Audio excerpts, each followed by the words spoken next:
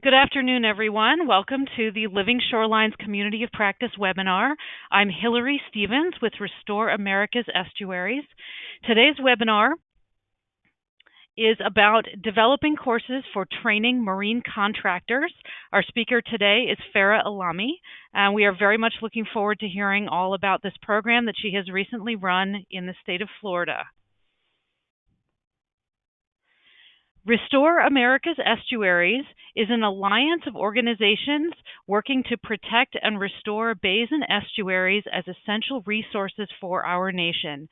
We are based in Washington, D.C., and we have organizations around the country and members that work with us on all three coasts, the Atlantic, Pacific, and the Gulf Coast.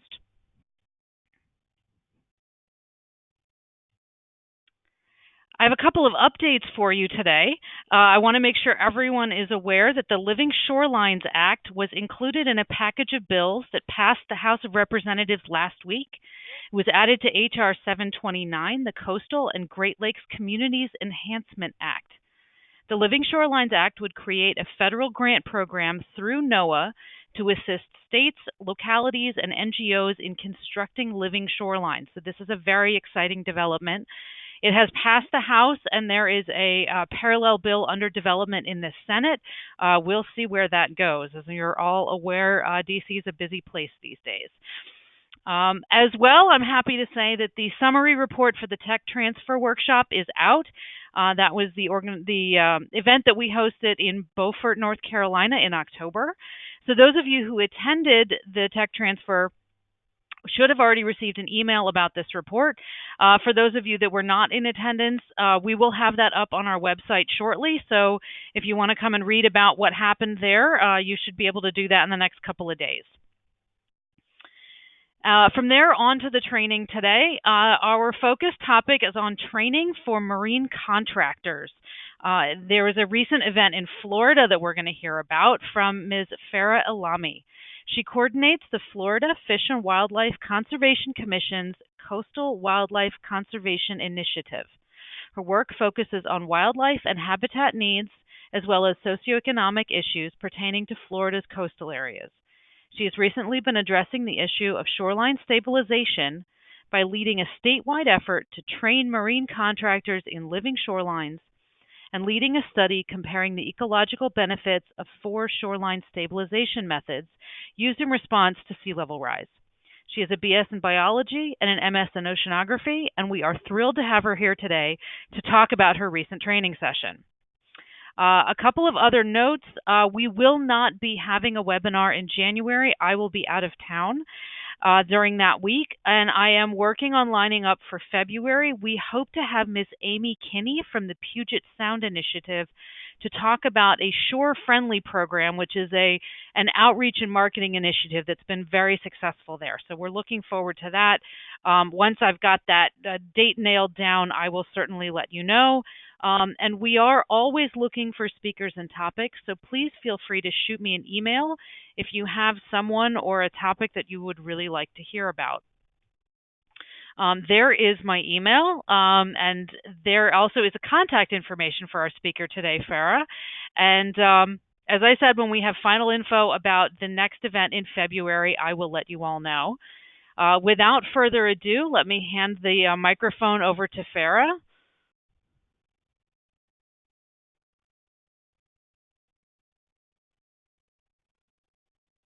All right, we've got your presentation, so go right ahead. All right, thank you very much, Hillary.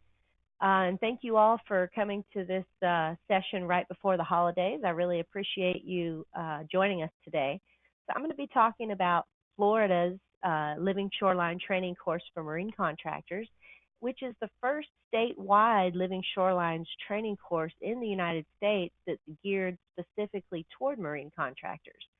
My organization, the Florida Fish and Wildlife Conservation Commission, is the lead, but many others around the state are contributing to the effort.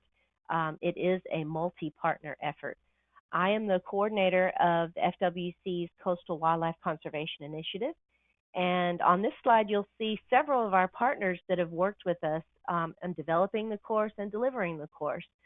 We have about 20 to 40 partners from FWC, other state agencies, universities, NGOs, and private contractors, private consultants, and others.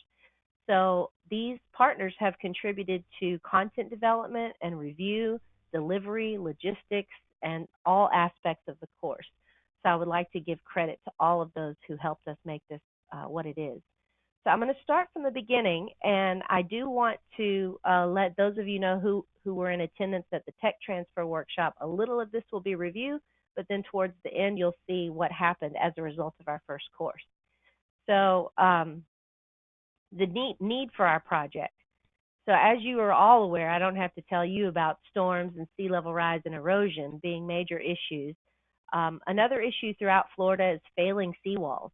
And some feel that seawalls are the only solution for either failing seawalls or from erosion of their property. But as more seawalls fail, some people are seeking out other solutions. As a matter of fact, several have contacted FWC and other agencies and NGOs asking them about living shorelines and asking who can install them. So property owners are requesting these living shorelines. In addition, we conducted a survey of members of the Florida Marine Contractors Association in October, November of 2017, and that survey revealed few with living shorelines expertise, but a willingness to learn.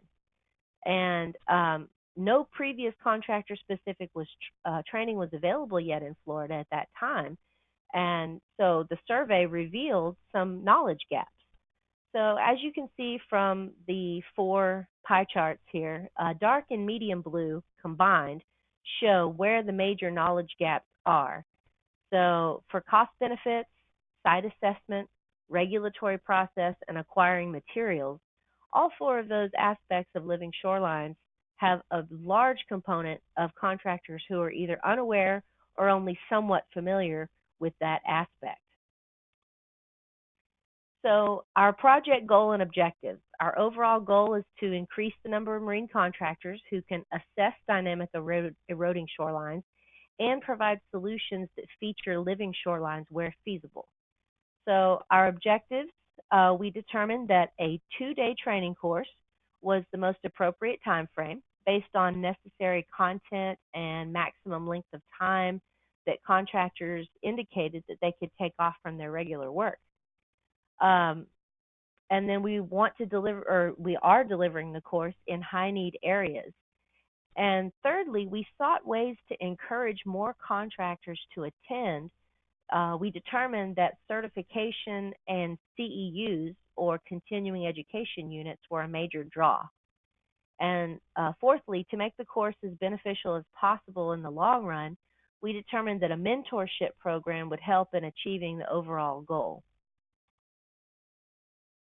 So our timeline, in 2017, we conducted the needs assessment I referred to earlier, assembled our working group, and developed a course outline.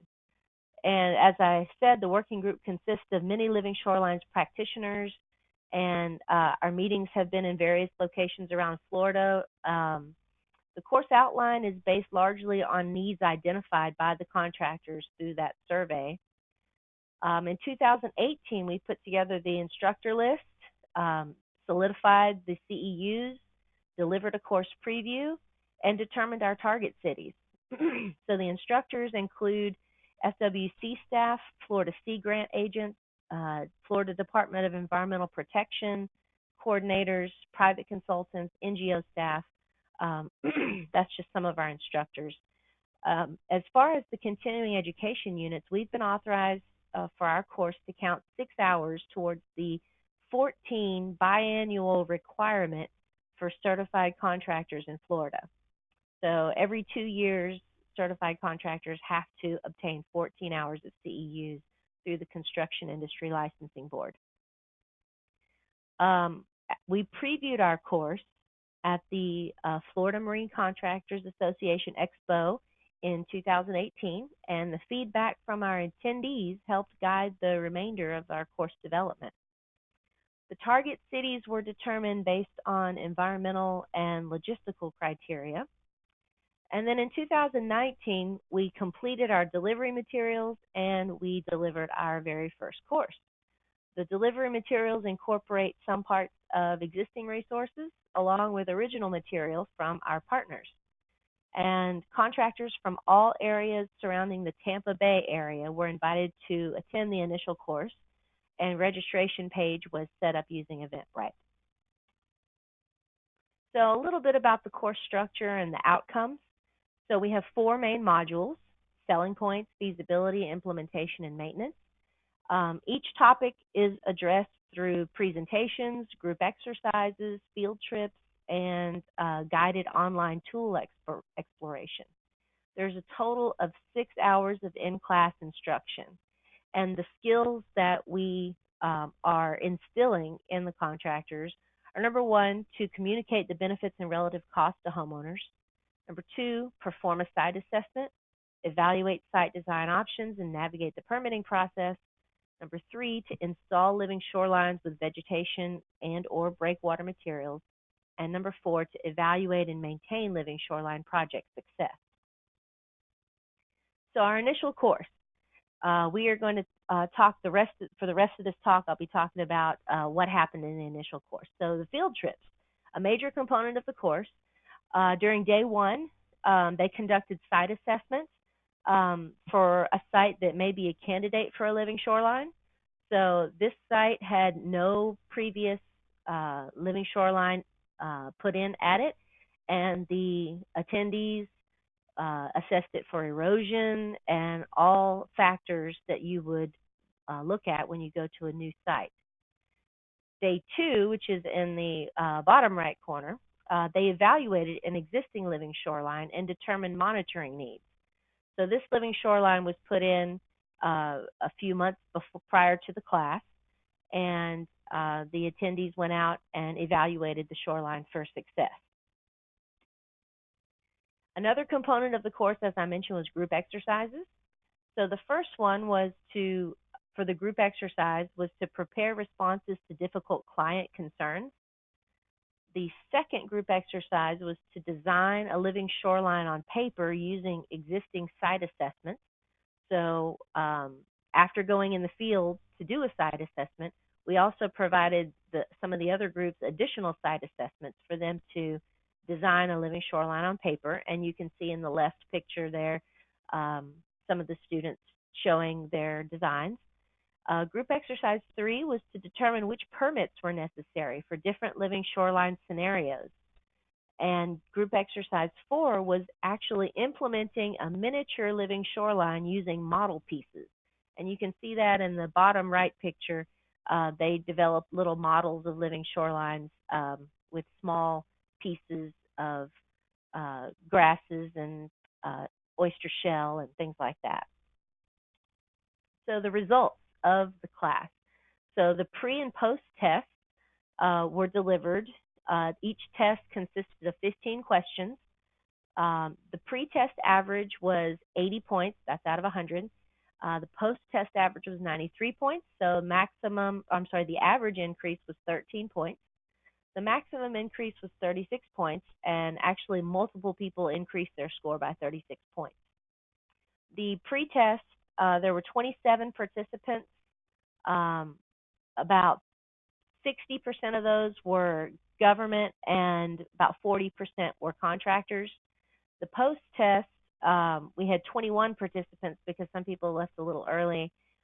Again, about a 60-40 split between the government and the contractors. So even though our target is marine contractors, we did have several members of local government that participated in the course, as is depicted in that affiliation pie chart at the bottom. So business includes marine contractors, environmental consultants, and other environmental businesses.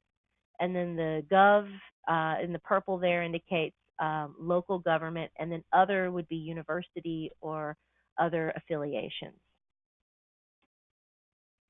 So the course evaluations that we had the participants fill out at the end of the course helped tremendously in us learning how effective the course was. So as you can see from these 4 pie charts, most of the participants strongly agreed with these general statements. So they agreed that the course met or exceeded their expectations, that it was a good use of their time, they were likely to add living shorelines to their services, and that this course increased their knowledge. So, as you can see from the legend there, most people either agreed or strongly agreed, and a very small percentage of people were neutral. And we also had options for disagree and strongly disagree, and no one selected those options. So we felt pretty good about that. The smaller portion of those who strongly agreed on increased knowledge was likely due to those coming in with a little bit of pre-existing knowledge, especially from the government sector. Um, so that's kind of where that probably came from. The rest of the course evaluations focused on specific aspects of the course like delivery, content, format, the workbook itself, the field trips, the group exercises, and most participants were highly satisfied with most aspects of the training. The lower ratings for field trips was likely due to some logistical issues and the structure of the second trip. Um, the second trip was a bit further away from the classroom, so I think that may have affected logistically some of the comments there and or the ratings. And the group exercises, the lower rating there was likely due to personal preference because some people are just not group exercise kind of people, um, no matter what. So, but overall, we had a really good turnout for these course evaluations. So, what did we learn? What did we learn? So, one thing or four things that we're going to keep is number one, cast a wide net for invitations.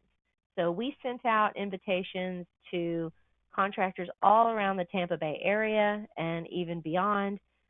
We sent out invitations in our newsletter, in other formats. So we cast a pretty wide net. Our workbook was very strong. We had been working on it for a couple of years, the content. So everyone seemed to really appreciate the workbook. Using multiple instructors, that format seemed to work very well. The participants liked getting different perspectives from different instructors. And number four is we created a list of participant learning goals at the very beginning of the class. You can see it a little bit in the picture there on the left. It's a whiteboard, and we wrote down, what do you want to learn from this class, from each participant. What do you expect to get out of this class? And then at the end, we went back and we made sure that we covered everything that was on that list. And if we didn't cover it, we made sure that we went back and addressed it. So that was something that we want to continue to do. So things that we want to change. Number one, we would like to charge a training fee, and multiple participants said on their evaluations that we should charge a training fee. People tend to value something greater that they pay for. Research has shown that, and the issue is that FWC, my agency, we cannot charge directly, but we may be able to shift the lead on this to other partners. So right now we're investigating how to do this. So the second thing we would like to add is instructor bios. So some participants wanted some more information in the beginning about instructor expertise. So that's something very simple that we can provide. The third thing we would like to address is the field trip logistics and the agendas for the field trips. So for the next course, we will try to plan the field trips with shorter drive times and provide a checklist or agenda for the evaluation and maintenance field trip. The fourth one, there's a question mark next to that for combining group exercises because it's unclear whether we should combine two of the exercises because the feedback was mixed. But that's something we're considering for the next round. So our future plans. This effort so far has operated without a funding source. Manuals have been printed using our agency funds, but all time invested has been completely voluntary from all the partners. To be able to offer the course as many times as possible throughout the state, we need to secure funding for a coordinator, instructor, and materials. So that's one of the first items that we need to do for our future plans. Number two, deliver the course in target cities. So the course will be taught at least once in each of the 5 regions of our state. And then if we get a funding source, this will allow us to offer it more times in the regions. And you can see some of the target cities on the map in the slide there. And we can list all of the trained contractors on the Florida Living Shorelines website, which I'll provide a link to on the last slide. And when we list those contractors, property owners can easily find them by going to the Florida Living Shorelines website. And that's kind of free advertising for those who have taken the course to be able to tell their customers that they've taken our course. And then we're still developing the ideas for how the mentoring program and the state certification would work, but those are part of our future plans. So with that, I will take any questions, and I'd like to point out the link at the bottom to floridalivingshorelines.com, which is a wealth of information on the website there. And you can contact me. My information is there on the slide, and I will go ahead and hand it back to Hillary. Thank you so much. This is fantastic. It sounds like it was a huge success, and I'm sure we're going to have a lot of questions about ways to take these lessons and apply them in other places. So I meant to mention to folks, you should have on the right side of your screen a window that includes a box for questions. And so if you would like to submit questions, please go ahead and write them in there. If you would prefer to speak rather than to write your question, there should be a button in there where you can sort of digitally raise your hand. And I can go ahead and unmute you one at a time, and you can speak directly with Farah. The first question we have is, are the government participants directly engaged with living shoreline installation? So did you have an opportunity to ask folks, the government, because it looks like it was a good half of the people who were in attendance, about, are they directly involved? Are they in public works, or what is their interest in it? Yeah, so that's a great question. So a lot of the government participants were either involved in permitting, so they permitted either for state or local governments, or they were involved in other aspects, such as I'm trying to remember what some of their other affiliations were. A lot of them were involved on the permitting side. Okay. And next question is, can you tell us more about the mentorship program?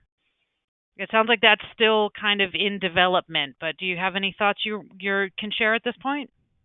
It is in development, and yes, I'll share a little bit about what our working group has talked about. So in the beginning, we tossed around the idea of pairing up people that have taken the course with someone who has experience with living shorelines to help them guide them through their first project. As we've discussed it a little bit more, we've thought about that it may be better to put the mentee on a project that is already ongoing and allow them to sort of work as an apprentice under the guidance of someone else who's already working on a living shorelines project. We're still tossing around ideas, trying to figure out exactly what would be the most beneficial. We understand that there are aspects dealing with competition between businesses and things like that that we have to take into consideration. So all of those factors are still going, we're still working on those. Right. It seems like an idea with great potential, but yes, as you said, maybe some kinks to work out before that gets going. But we look forward to hearing more about it when it does. Next question. Given that the incoming test grades were so high, do you think that reflects that the folks coming in actually knew quite a bit, or would it be worthwhile to write the test to be more challenging? That is an excellent question. So I'll kind of go give a little background in terms of how we wrote the test. So we had a test that was more challenging to start with, but as we did a trial run with that, we determined that it was too difficult. And so we tried to make the test a little bit more streamlined and we reduced the number of questions, and then we got rid of any questions that required like a write-in answer and made it all multiple choice. So that in and of itself, by the nature of it, makes it a little easier by having a multiple choice test. Now, in terms of the people that were taking the test, as I said, about 60% of those were people coming from a government background, so they probably already had a little bit of background on living shorelines. So, excuse me. So I think that if we looked at just the scores of the contractor and business component, that the average was a bit significantly lower than the government. Oh, that's interesting. Okay. I'm really curious though. When you say the test was too hard, was it frustrating to the participants, or did it take too long, or they were just scoring really poorly? What was it that sort of made you feel like that coming off of the initial trial runs? That it was taking too long to answer the questions, and so that process was a bit um, frustrating, I guess. Okay. So we decided to make the test shorter. Okay. Hmm. Interesting. That's a conundrum there, because you want to make sure you're capturing what people do and don't know coming in, Hmm. but at the same time, yeah, you don't want to sort of start off the bat with a really frustrating exercise that eats up a lot of your time. Exactly. It is a very fine line to walk, and so Mm. we went through several iterations of the test, back and forth, back and forth. Huh. All right. Hmm. So I think the question that probably everyone is wondering is, how can they try to take what you have learned here and implement this in other areas? Now, I know you said a chunk of what you covered was permitting, and that can vary significantly from one state to another. Hmm. But are your workbooks considered public? Is that something you'd be willing to share? Or if someone was based in another state and wanted to try and start up a similar program, should they contact you directly, or how can they build on the model that you've established here? Certainly, yeah. Our everything that we produce is public record. So we're going to publish the workbook on the FloridaLivingShorelines.com website. It's not up there yet because I just it's one of those things that takes a little while to get it up there uploaded. But Understood. that's going to be available soon.